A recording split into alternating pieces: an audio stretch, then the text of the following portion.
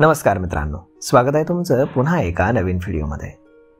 मित्रांनो, 5 फेब्रुवारी रोजी ITC हॉटेल्सचे shares Sensex आणि इतर BSE निर्देशांकामधून काढून टाकण्यात आलेत। ITC मधून बाहेर पडलेल्या या कंपनीला तात्पुरतं सेन्सेक्स आणि इतर काही निर्देशांकांचा एक भाग बनवण्यात आलं होतं, जेणेकरून जे डेट फंड आहेत त्यांच्या पोर्टफोलिओमध्ये ते रिबॅलन्सिंग करू शकतील। BSEने एका नोटीसमध्ये म्हटलंय की ITC हॉटेल्सच्या शेअर्सची स्वतंत्र ट्रेडिंग ही 29 जानेवारीपासून सुरू झाली होती। कट ऑफ वेळेपर्यंत ITC हॉटेलचे शेअर लोअर सर्किटला स्पर्श करत नव्हते, त्यामुळे 5 फेब्रुवारी रोजी ट्रेडिंग सुरू होण्यापूर्वी कंपनीला सर्व BSE निर्देशांकामधून काढून टाकण्यात आलं होतं। शेअर्सची शेवटची क्लोजिंग किंमत ही 165 रुपये होती, म्हणजेच 4.2% घसरण या शेअरमध्ये झाली होती। एकूण 700 कोटी रुपयांच्या शेअर्सची खरेदी विक्री झाली होती। एक्सचेंजमधून डिलिस्ट केल्यामुळे इंडेक्स ट्रॅकर्सना सुमारे 400 कोटी रुपयांचे शेअर्स हे विकावे लागले होते। निफ्टी इंडेक्समधून ITC हॉटेल बाहेर काढून टाकल्यानंतर 700 कोटी रुपयांची आणखी विक्री ही होऊ शकते।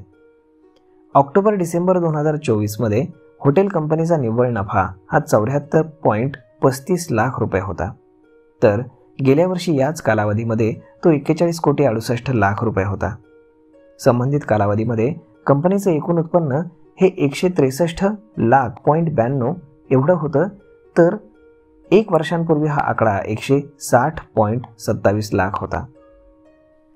तर मित्रांनो, ITC हॉटेल्सचे शेअर्स 29 जानेवारी रोजी शेअर बाजारामध्ये लिस्ट झाले। हे शेअर BSE वरती 188 रुपये प्रति शेअरच्या किमतीवरती लिस्ट झाले होते, तर NSE वरती 180 रुपयांवरती लिस्ट करण्यात आले होते। ITCने आपला हॉटेलचा व्यवसाय हा वेगळा केलाय आणि ITC हॉटेल म्हणून नवीन कंपनी स्थापन केली आहे। हे डिमर्जर शेअरधारकांसाठी व्हॅल्यू अनलॉक करण्याच्या उद्देशाने केले गेले। यापूर्वी 6 जानेवारी 2025 रोजी NSE आणि BSEनं ITC स्टॉकची किंमत ठरवण्यासाठी विशेष सत्र आयोजित केलं होतं।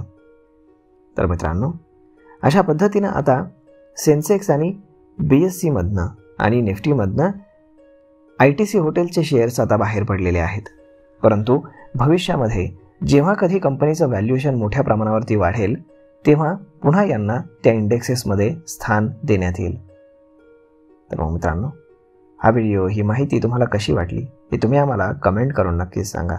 आणि जर हा व्हिडिओ तुम्हाला आवडला असेल तर आपल्या जवळच्या मित्रमंडळींसोबत देखील हा व्हिडिओ तुम्ही शेअर करायला विसरू नका। धन्यवाद।